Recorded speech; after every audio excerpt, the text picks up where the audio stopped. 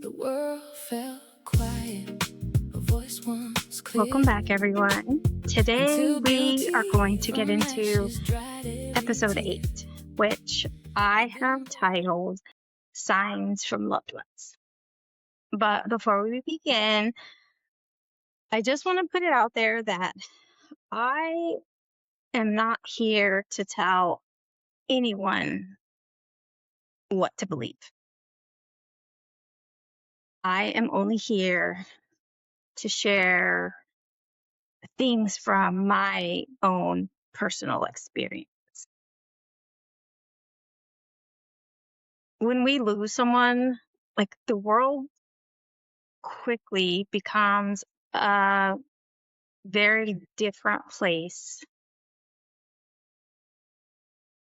And the quiet moments that follow, a lot of us experience things that are just very difficult to explain. Some of us might have dreams that just seem way too real, coincidences that stop us in our tracks, or, it might just be even sudden and overwhelming feelings of emotions that we just can't explain. And a lot of those moments just come out of nowhere. So if you're a skeptic, trust me, I get it. I used to rationalize all of these things away as well. But grief has a way of cracking us open. And so today, I just want to hold some space for the unexplainable. No judgment or lectures, just, a real honest look at what happens when our hearts continuously look for the people that we miss. Before we experience a major loss, our spirituality, or even lack thereof, it often just sits in like a little box, nice and square, very neat. But when someone you love dies, that box is suddenly shattered, and you find yourself standing in the ruins of everything that you used to believe, while trying to figure out what pieces still fit together and what new things you might need to believe in that moment, like just to survive the night. And for me, that shift looked very much like telling myself that if I would just allow myself to get some sleep, Gavin would be there in my dreams to let me know that he was okay. But the truth is, he has never appeared in any of my dreams since he's passed. And it used to bother me a little bit when other people would tell me that Gavin came to them in a dream, because I had not had that same type of encounter. And if I think about it a little bit deeper, like, I don't recall having any dreams of any of my loved ones who have passed. But I think when we open ourselves up to new possibilities, it's rarely just a smooth kind of road. It's more of a constant internal tug of war between the hope and the skepticism that surrounds it. And I think we've all kind of done this. For instance, a specific song plays on the radio, like at the exact moment that you are thinking or speaking of your person. It might be other things like seeing a butterfly or a specific type of bird, and your heart kind of jumps. But then maybe a quick second later, the logical part of your brain tells you that it's just a coincidence. It's really just a protective mechanism because, let's be honest, none of us want or like to feel foolish. And I had to finally tell myself that my own skepticism should not rob me of my moment of peace. Because at the end of the day, seeking a sign is not about denial, but rather about the truth of the human heart. Loving someone doesn't stop just because a heart stops beating. And when someone dies, you're suddenly left with all of this love and nowhere to put it. So trying to find connection in a dream or a moment in nature, it's not escaping reality. It's really just trying to map out where to go when that physical connection is no longer there. So we have to find out where that connection is now going to be. And that brings me to a few specific moments where that type of connection felt entirely real. The first moment I want to talk about is the moment we were in the airport heading back to New Mexico for Gavin's memorial service. Our flight had been delayed, and so we're sitting at the DFW airport. At our gate, however, there was another flight that was still scheduled ahead of ours. And I saw this older gentleman come up. He had a guitar bag, and when I saw his bag,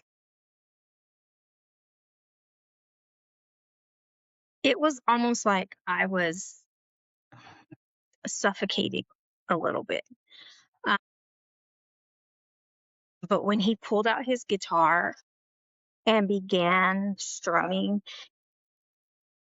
and I recognized that he was strumming Don't Stop Believing by Journey on his guitar, I almost lost it.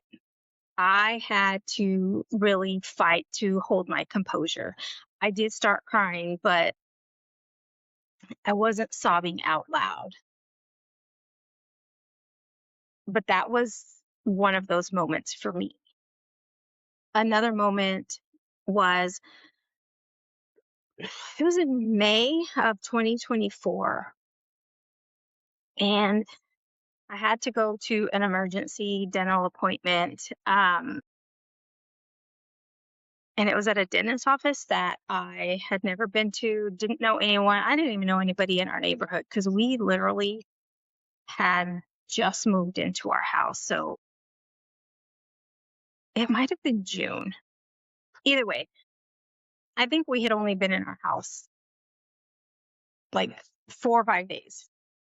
But I'm there, and the dental assistant is talking to me about, the recommendations because I have a cracked tooth and it's due to what they called a traumatic bite and grinding my teeth at night. And as she's talking, she's walking around and she noticed my tattoo of Gavin.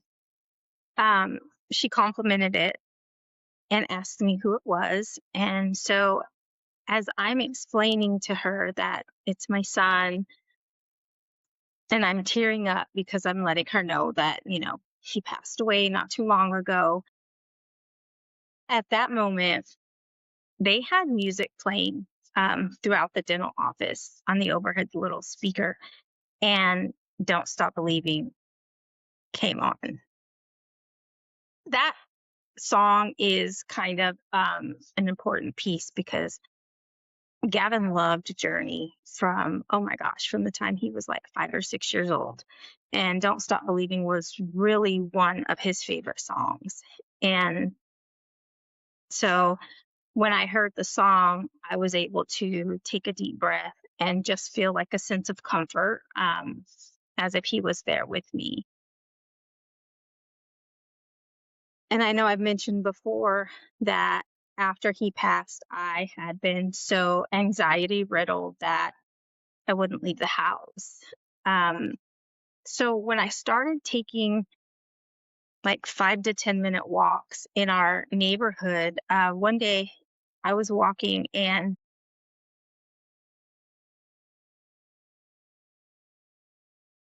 I felt like a little breeze um, as I was walking on this one back part of our neighborhood. It's like a little subdivision, and it's like the back side of one of the streets where everybody parks, or that's where their garages are. So I'm walking back there, and I can hear kids playing on the playground of the school that's on the other side of the wall. And at that time, this red cardinal just flew past me kind of fast and then came back and circled around me. And I felt like in that moment that cardinal was like Gavin there saying, "Hey, Mom, I'm here with you." Um, Months later, I learned that I don't know if it's that particular cardinal, but I'm going to say it is. That it hangs out in this tree that's just a few feet from our front door. And I've seen it many, many times on my daily walk to the grocery store.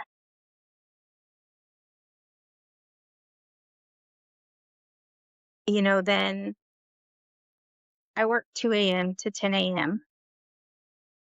So when I'm at work, I generally, because I work remote, I keep the light off, but I have a little lamp on my desk.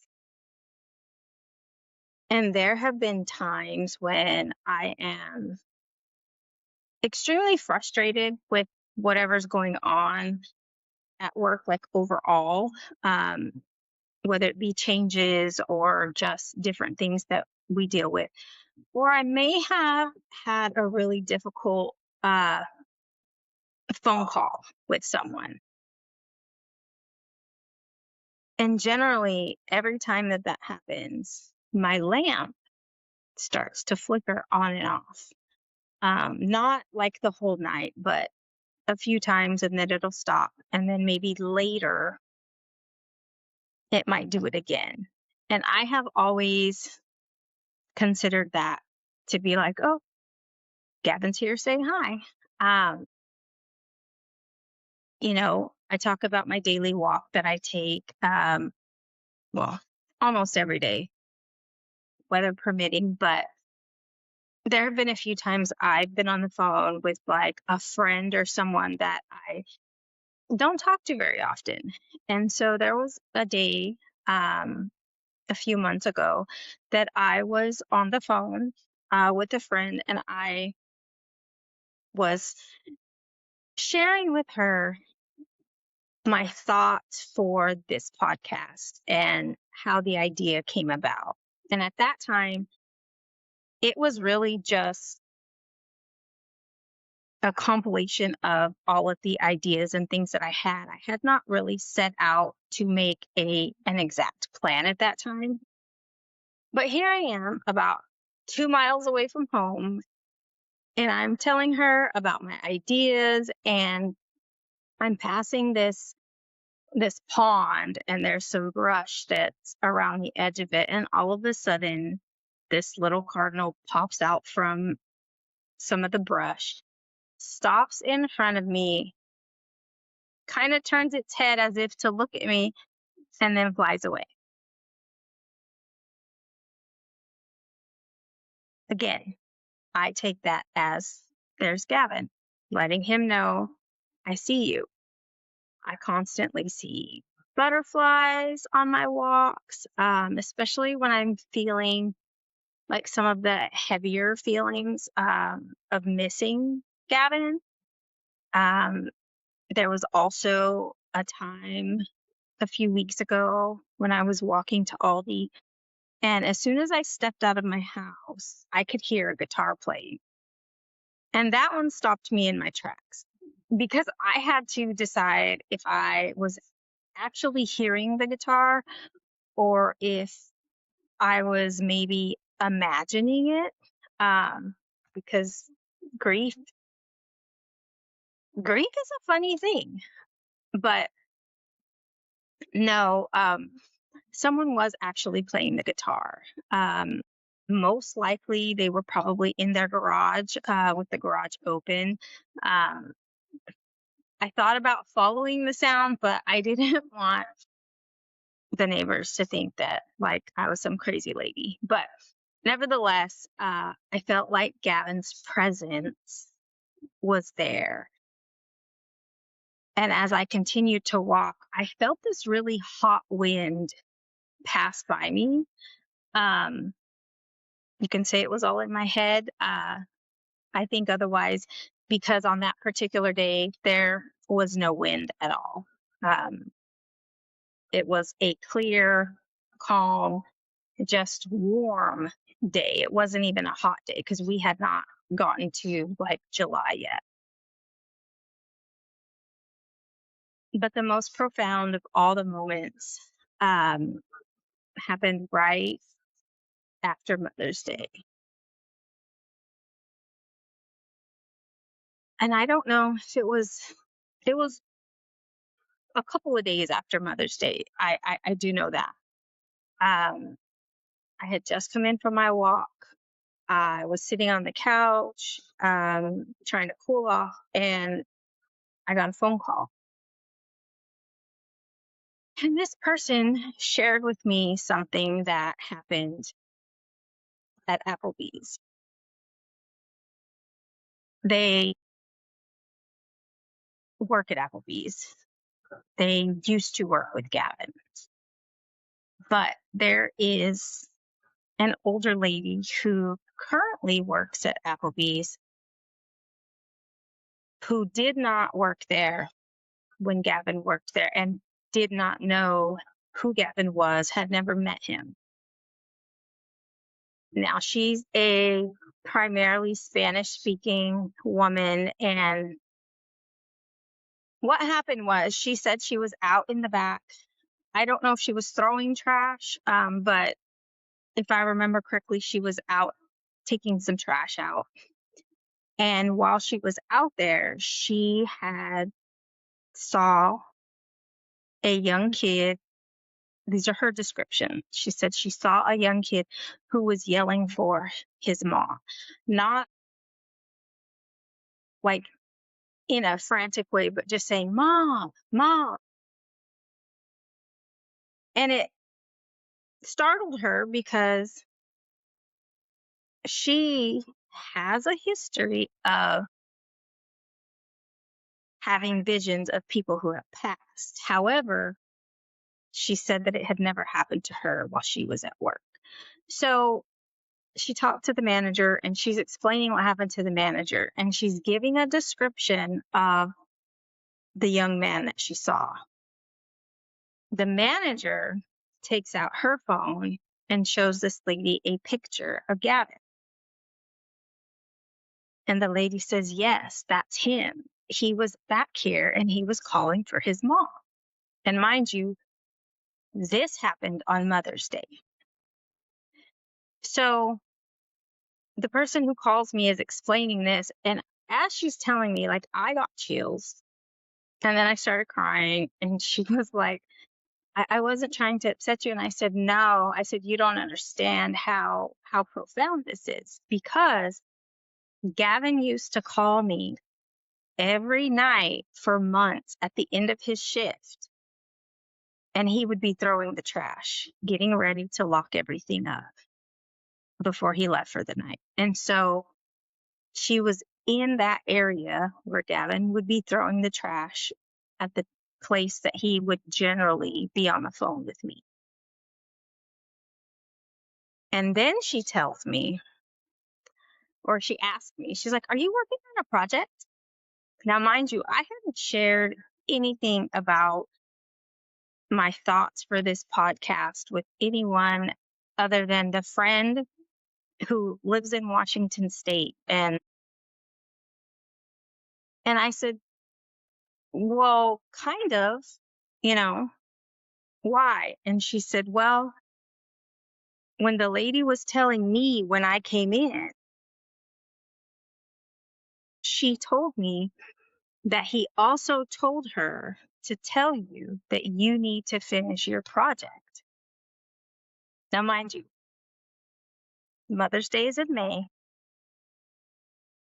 Gavin's birthday is in May, and I had originally hoped to get my first episode out before the end of May in honor of Gavin, in honor of his birthday, and in honor of Mental Health Month.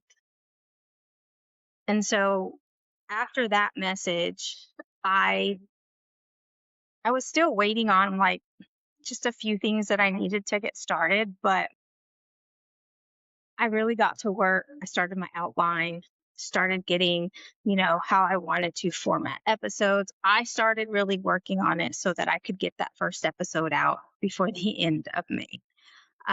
And I did. So here we are. But as I close out today's episode, I want to leave everyone with this. You do not have to audit your comfort. If a moment, a dream, a song lyric, a bird, or whatever coincidence it may be, if it brings you peace, you do not have to prove its validity to anyone. Let it be a gift just for you.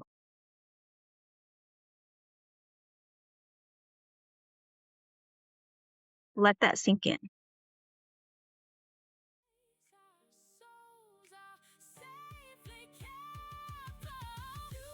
But I want to thank you for walking through these spaces with me today. I don't talk about these moments a lot just because I used to think that people were going to think I was crazy. But the more I dive into this journey and the things that go on around me on a day-to-day basis, the more I realize that if this is valid to me, it doesn't really matter what anybody else thinks. So take care of yourselves today, and I will see you guys next week.